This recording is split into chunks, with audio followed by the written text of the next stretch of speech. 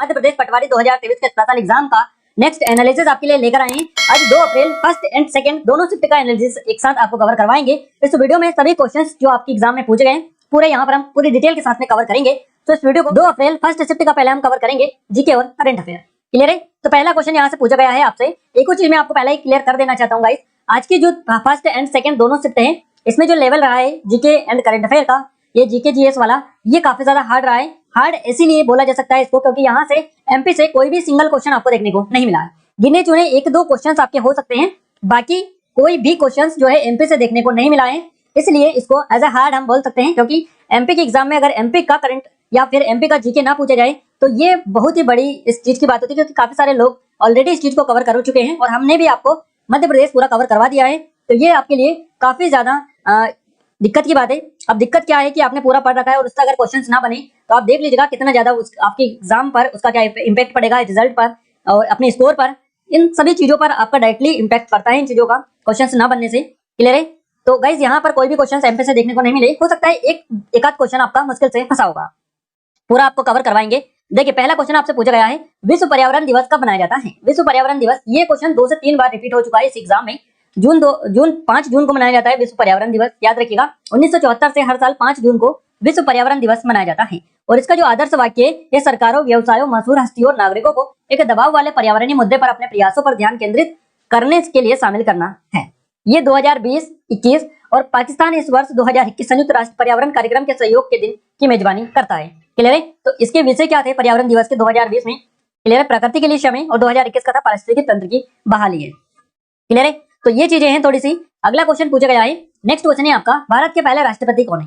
भारत के पहले राष्ट्रपति है डॉक्टर राजेंद्र प्रसाद, आपका सही जवाब रहेगा। देखिए डॉक्टर राजेंद्र प्रसाद भारत के पहले राष्ट्रपति है। इनका जो कार्यकाल रहा है ये 1952 से 1962 तक रहा है, यानी पूरे 10 साल इन्होंने जो है राष्ट्रपति पद के जो है ये पद पर रहे हैं। तो आप याद रखिएगा राष्ट्रपति रहे हैं ये पूरे 10 साल तक।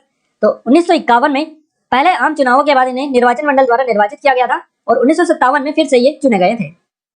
और अगर अभी वर्तमान की बात करें तो वर्तमान में 15वीं जो राष्ट्रपति इनका नाम है द्रौपदी मुर्मू, जो कि भारत की 15वीं नंबर की राष्ट्रपति हैं। सर्वपल्ली राधाकृष्णन और जाकिर हुसैन साहब, ये दोनों जो है भारत के दूसरे और तीसरे क्रम के राष्ट्रपति है। सर्वपल्ली राधाकृष्णन जी दूसरे नंबर के, जाकिर हुसैन साहब तीसरे नंबर के राष्ट्रपति थे। अगला क्वेश्चन पूछा गया है, ओलंपिक पदक जीतने वाली पहली भारतीय महिला कौन है? सही जवाब रहेगा कर्णम मल्लेश्वरी इनका नाम है। ओलंपिक पदक जीतने वाली पहली भारतीय महिला है ये है, और यह एक सेवानिवृत्त भारतीय भारोत्तोलक है। क्लियर है? 2000 में सिडनी में ओलंपिक में पदक जीतने वाली पहली भारतीय महिला ये बनी है, और 1994 में इस्तांबुल में भारोत्तोलन विश्व चैंपियनशिप बनने वाली पहली भारतीय महिला भी ये बनी है।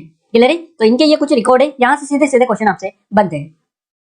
अगला क्वेश्चन पूछा गया है आपसे कि आईडीबीआई बैंक की स्थापना कब हुई थी? आईडीबीआई बैंक की स्थापना हुई थी 1 जुलाई 1964 को। इसका हेडक्वार्टर यानी मुख्यालय आपका मुंबई में स्थित है। और अगर हिंदी में पूछा जाए आईडीबीआई का फुल फॉर्म, तो भारतीय औद्योगिक विकास बैंक ये है, बेसिकली भारतीय औद्योगिक विकास बैंक। क्लियर है? तो इसका आप याद रखिएगा। और 1964 में संसद के एक अधिनियम के तहत भारतीय रिजर्व बैंक की पूर्ण स्वामित्व वाली सहायक कंपनी के रूप में इसकी स्थापना की गई थी। अगला क्वेश्चन पूछा गया है, विश्व कंप्यूटर साक्षरता दिवस कब मनाया जाता है? हो सकता है ये कंप्यूटर में आपका पूछा गया हो। विश्व कंप्यूटर साक्षरता दिवस मनाया जाता है हर साल 2 दिसंबर को, विश्व कंप्यूटर साक्षरता दिवस। अगला क्वेश्चन पूछा गया है, हाल ही में ग्लोबल रिस्क रिपोर्ट का कौन सा संस्करण जारी किया गया है? हाल ही में ग्लोबल रिस्क पासपोर्ट जो रिपोर्ट है इसका जो संस्करण जारी किया गया है, ये 18वां संस्करण है इसका। जनवरी 2023 में विश्व आर्थिक मंच यानी वर्ल्ड इकोनॉमिक फोरम ने ग्लोबल रिस्क रिपोर्ट है, और इसको वैश्विक जोखिम दस्तावेज भी बोला जाता है। तो आप याद रखिएगा ग्लोबल रिस्क रिपोर्ट या वैश्विक जोखिम दस्तावेज, इसका 18वां संस्करण जारी कर दिया है। ग्लोबल रिस्क रिपोर्ट जो जारी की जाती है ये विश्व आर्थिक मंच के द्वारा जारी की जाती है, वर्ल्ड इकोनॉमिक फोरम के द्वारा। अगला क्वेश्चन पूछा गया है, श्री सेलम मंदिर का उद्घाटन किसके द्वारा किया गया? तो श्री सेलम मंदिर का उद्घाटन राष्ट्रपति द्रौपदी मुर्मू के द्वारा किया गया। भारत की वर्तमान में 15वें नंबर की राष्ट्रपति है ये, और इन्होंने आंध्र प्रदेश के कुरनूल में श्री सेलम मंदिर परिसर में आंध्र प्रदेश राज्य में श्री सेलम मंदिर का विकास परियोजना का उद्घाटन इन्होंने किया है। अगला क्वेश्चन पूछा गया है, कुरुक्षेत्र किसकी रचना है? तो कुरुक्षेत्र जो है ये रामधारी सिंह दिनकर की रचना है। इनकी और कुछ अन्य रचनाएं भी है, जैसे कि रेणुका, कुरुक्षेत्र, रश्मिरथी, उर्वशी, परशुराम की प्रतीक्षा, इनकी फेमस है। इनसे एक दिन और क्वेश्चन आपका पूछा जा चुका है। और रामधारी सिंह दिनकर अनल कवि के रूप में प्रसिद्ध है। दिनकर की आरंभिक रचनाओं में रेणुका और हुंकार को लेकर तत्कालीन अंग्रेजी सरकार ने दिनकर से स्पष्टीकरण है ये मांगा था।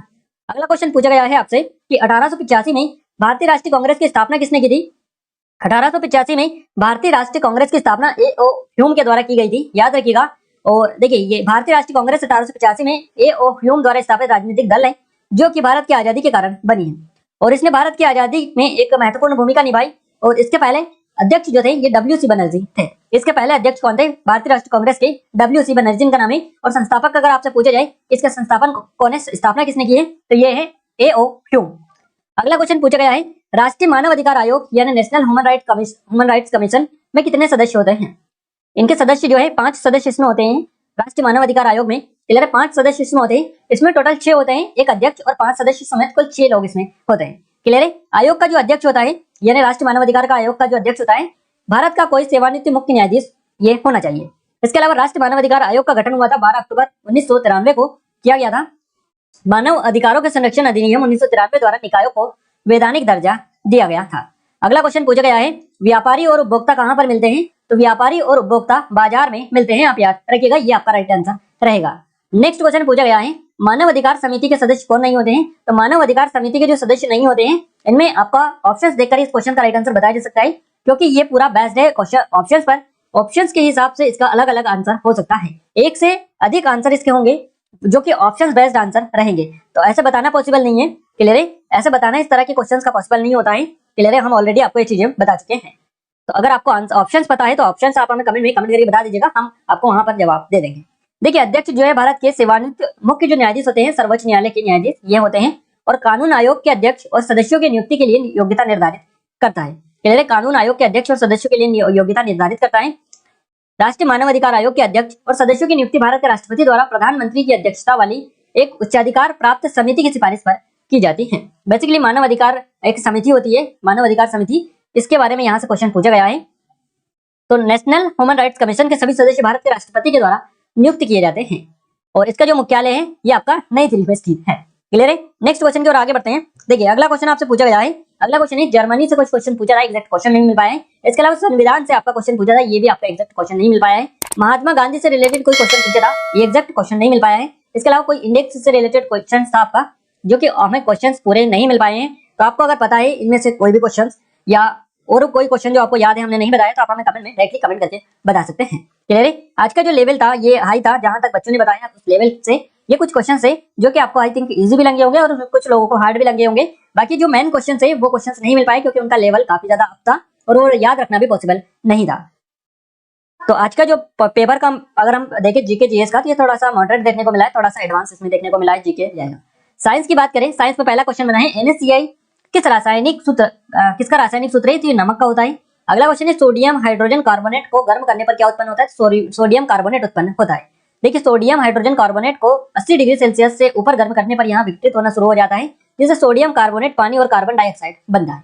अगला क्वेश्चन है आयरन के ऑक्साइड से रिलेटेड कोई क्वेश्चन पूछा गया। पेड़ पौधे और जीव वसा से रिलेटेड क्वेश्चन आपका पूछा गया। एक क्वेश्चन था विटामिन ए का रासायनिक नाम क्या है? तो रेटिनॉल होता है। देखिए रेटिनॉल जो होता है ये वसा में घुलनशील विटामिन रेटिनॉल है। विटामिन ए का रासायनिक नाम रेटिनॉल है और विटामिन ए की कमी से रतौंधी हो जाती है। विटामिन ए कई फलों जैसे सब्जियों, मछली और डेयरी उत्पादों में पाया जाता है। अगला क्वेश्चन है सोने के लिए मिश्र धातु क्या है? तो सोने के लिए जो मिश्र धातु है इसका चांदी, जिंक, तांबा इसके साथ मिलाकर मिश्र धातु इसमें बताई जाती है। तो ये पूरा फर्स्ट शिफ्ट का हमने आपको कवर करवाया है। आज लेवल अब था, थोड़े से क्वेश्चन हमें मिले हैं, जितने भी मिले हैं एग्जैक्ट क्वेश्चन है ये यहाँ से जिन लोगों ने हमें बताया है उनको काफी ज्यादा अप लेवल लगा है, इसलिए हम आपको बता दें पहले ही कि लेवल अप था उनके अकॉर्डिंग। क्लियर, हमने तो कोई एग्जाम दिया था नहीं, बट वो जो बता रहे थे जिस लेवल के और कुछ क्वेश्चंस ही मिल पाए हैं, पूरे क्वेश्चंस भी नहीं मिले, तो इसको देखते हुए लेवल आज का अप है। क्लियर है। आइए आगे बढ़ते हैं। अगला बात करते हैं हम 2 अप्रैल सेकंड शिफ्ट के एनालिसिस की।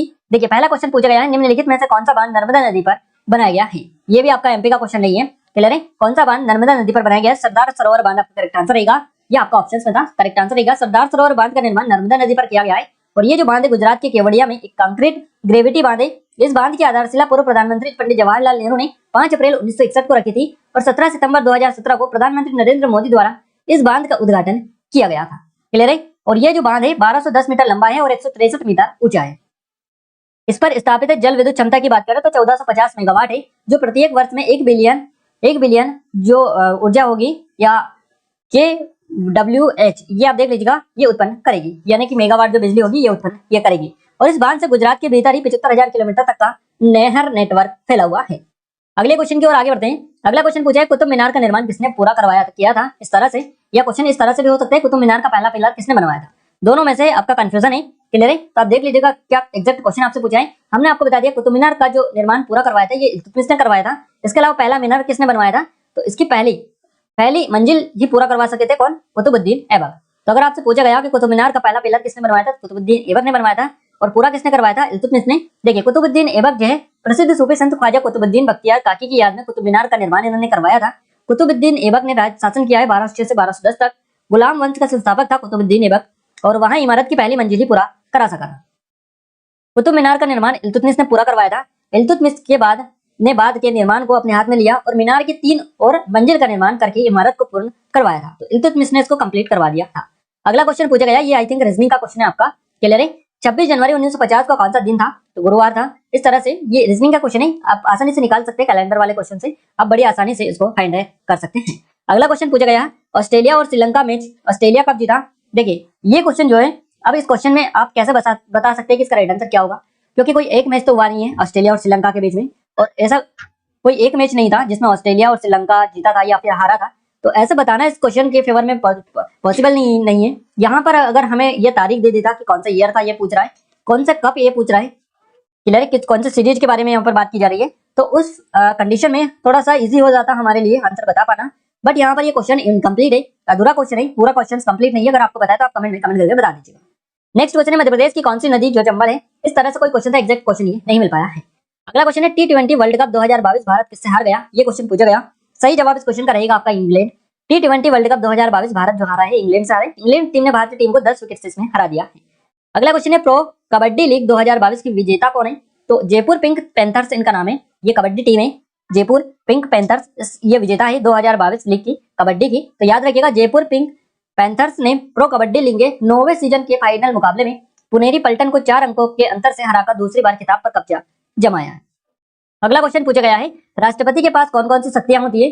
तो राष्ट्रपति के पास में कई सारी शक्तियां होती है। अब आपको ऑप्शंस कौन सा दिया था ये तो हमें नहीं पता है। इनमें से कुछ शक्तियां हैं जैसे कि दंड का उन्मूलन करना, इसके अलावा क्षमा, आहरण, परिहरण और परिवर्तन, ये सारी शक्तियां राष्ट्रपति के पास है। इसके बाद भी अलावा भी और भी शक्तियां राष्ट्रपति के पास होती है। संविधान का जो 72वां अनुच्छेद है राष्ट्रपति को न्यायिक शक्तियां देता है कि वह दंड का उन्मूलन, क्षमा, आहरण, परिहरण और परिवर्तन कर सकता है। क्षमादान की शक्ति भी राष्ट्रपति के पास में होती है। किसी व्यक्ति को मिली संपूर्ण सजा तथा दोष सिद्धि और उत्पन्न हुई निर्योग्यताओं को समाप्त कर देना और उसे उस स्थिति में रख देना मानो उसने कोई अपराध ही नहीं किया। तो ऐसी जो शक्ति है ये भी राष्ट्रपति के पास में है। क्षमादान की शक्ति इसको बेसिकली बोला जाता है। अगला क्वेश्चन है, भारतनाट्यम किस राज्य का प्रसिद्ध नृत्य है? भारतनाट्यम किस राज्य का प्रसिद्ध नृत्य है? आपका सही जवाब रहेगा तमिलनाडु का। भारतनाट्यम सबसे पुराना भारतीय शास्त्रीय नृत्य है और इसकी जो उत्पत्ति हुई है सैकड़ों साल पहले तमिलनाडु राज्य में हुई है। यह नृत्य दक्षिण भारत के धार्मिक विषयों और आध्यात्मिक विचारों को उत्पन्न करता है। प्राचीन तमिल महाकाव्य है शिल्पतिकारम इसका नाम है और इसमें भारतनाट्यम का वर्णन मिलता है।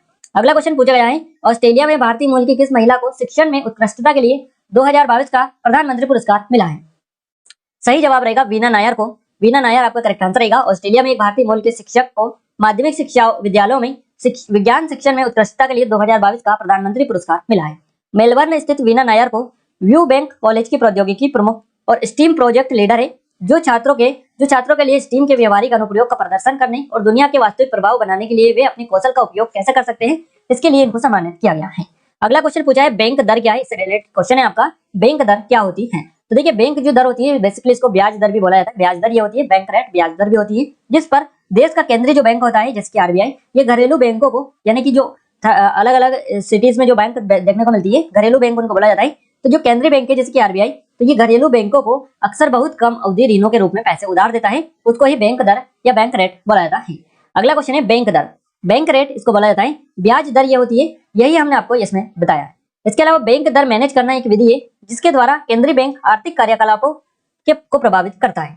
अगला क्वेश्चन पूछा गया, भारत में वित्तीय आपातकाल किस अनुच्छेद के तहत घोषित किया जा सकता है? तो अनुच्छेद 360 है ये। अनुच्छेद 360 राष्ट्रपति को वित्तीय आपातकाल की घोषणा करने का अधिकार देता है यदि वह संतुष्ट है कि ऐसी उत्पत्ति जो स्थिति है ये उत्पन्न हो गई है जिसके कारण भारत या उसके किसी क्षेत्र की किसी भाग की वित्तीय स्थिरता या क्रेडिट को खतरा है, तो राष्ट्रपति के द्वारा आर्टिकल जो अनुच्छेद है 360 इसका यूज किया जा सकता है, यानी वित्तीय आपातकाल घोषित किया जा सकता है राष्ट्रपति के द्वारा।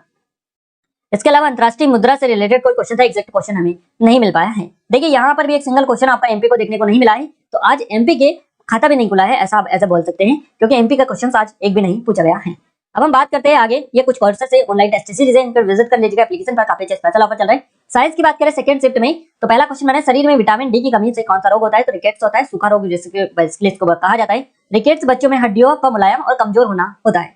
और ये अत्यधिक और लंबे समय तक विटामिन डी की कमी के कारण होता है। विटामिन डी कहाँ से प्राप्त होती है, कमेंट करके जल्दी से बताइएगा। ऑलरेडी ये क्वेश्चन आपके एग्जाम में पूछा जा चुका है। विटामिन डी बच्चे के शरीर को भोजन से कैल्शियम और फास्फोरस को अवशोषित करने में मदद करता है। अगला क्वेश्चन है, सौरमंडल का सबसे बड़ा ग्रह कौन सा है? तो सौरमंडल का सबसे बड़ा ग्रह बृहस्पति है। बृहस्पति को शीतकालीन ग्रह के रूप में जाना जाता है क्योंकि इसका औसत तापमान बहुत कम यानी -148 डिग्री सेल्सियस होता है। और गैनीमेड बृहस्पति का एक उपग्रह है, सौरमंडल का सबसे बड़ा उपग्रह ये है। तो बेसिकली यहाँ पर अगर आपसे पूछिए कि सौरमंडल का सबसे बड़ा उपग्रह कौन सा है, तो आपका सही जवाब रहेगा गैनीमेड। गैनीमेड आपका करेक्ट आंसर रहेगा क्योंकि बृहस्पति का एक उपग्रह है और सौरमंडल का सबसे बड़ा उपग्रह कौन सा है, तो ये गैनीमेड ही है, गैनीमेड है। और इस क्वेश्चन में पूछा है सौरमंडल का सबसे बड़ा ग्रह कौन सा है। आप कमेंट करके बताइएगा कि आपको क्या क्या किन किन ग्रहों के ऑप्शंस मिले हैं। क्लियर है, ये आपका नहीं होगा, ये गैनीमेड होगा। अगर आपसे उपग्रह पूछा है तो उस स्थिति में आप ग्रह का हमें कमेंट करके बता दीजिएगा कि कौन कौन से ऑप्शन आपको मिले हैं।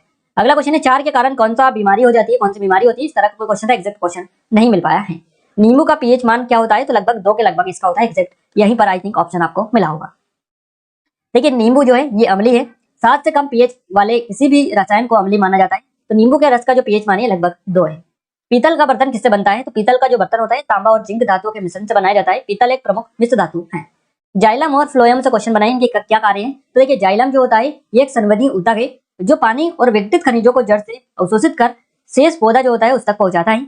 और फ्लोएम का जो काम होता है, देखिए जाइलम जो होता है ये पानी को जो पौधा होता है उसकी जड़ से यहाँ से पानी को उसके अलग अलग पार्ट को पहुंचाता है, सप्लाई करता है। तो ये काम होता है जाइलम का। और फ्लोएम का क्या काम होता है? पेड़ है ये और ये एक संवर्धनीय ऊतक होता है फ्लोएम भी, जो पौधे के हरे भागों से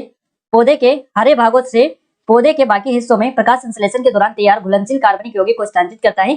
यानी कि पानी जो पहुंचाता है ये जाइलम पहुंचाता है। और हम हमारी भाषा में अगर बात करें फ्लोएम की, तो फ्लोएम जो होता है ये खाना पहुंचाता है, यानी कि कार्बन डाइऑक्साइड के दौरान जो पौधे अपना भोजन स्वयं बनाते हैं, तो उस तरह की जो चीजें होती है ये फ्लोएम के द्वारा अलग अलग, ये जैसे कि हरे पत्ते यहाँ पर होते हैं, हरे भाग, तो यहाँ से ये पहुंचाते हैं ऊपर से नीचे की तरफ, यानी पूरे पौधे में ये सप्लाई करते हैं। क्या करते हैं, यहाँ पर कार्बनिक जो पदार्थ होते हैं घुलनशील कार्बनिक यौगिक, इनको ये अलग अलग भागों में सप्लाई करते हैं। तो दोनों आप याद रखिएगा, जाइलम पहुंचाता है पानी और फ्लोएम पहुंचाता है खाना। क्लियर है। अगला क्वेश्चन है हमारा वीमी सूत्र से रिलेटेड, तरंग आपसे पूछी थी, अब क्या एग्जैक्ट क्वेश्चन था ये भी नहीं मिल पाया है।